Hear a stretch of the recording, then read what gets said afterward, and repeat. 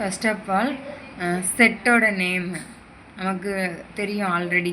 Natural number, whole number, அதுக்கப்புறம் integer அதெல்லாம் தெரியும்.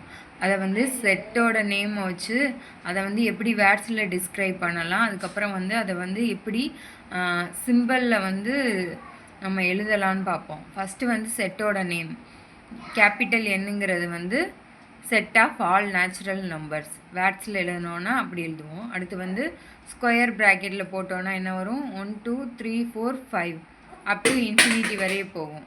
அடுத்து வந்து டபிள்யூங்கிறது வந்து ஹோல் நம்பரை வந்து டினோட் பண்ணுறது. அது வந்து எப்படி இருக்கும்னா set of all whole numbers. அது வந்து எதுலேருந்து ஸ்டார்ட் ஆகும், 0 open bracket 0, 1, 2, 3 up to infinity வரைய போகும். அடுத்து வந்து செட் ஆஃப் ஆல் இன்டிஜர். அதை வந்து எப்படி மென்ஷன் பண்ணுவோன்னா இஜெட் ஆர் ஐன்னு போடுவோம்.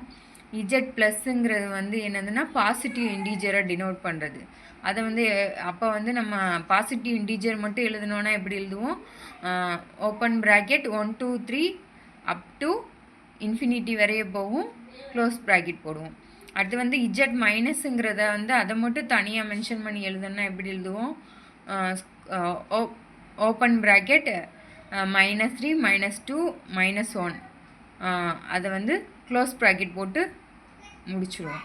அடுத்து வந்து க்யூங்கிறது வந்து எதை மென்ஷன் பண்ணுறதுன்னா set of all rational number. ரேஷ்னல் நம்பருங்கிறது வந்து நமக்கு தெரியும் ஆல்ரெடி. ஃப்ராக்ஷனை தான் ரேஷ்னல் நம்பர்னு சொல்கிறோம்.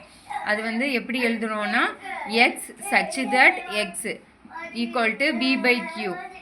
b, q belongs to Z.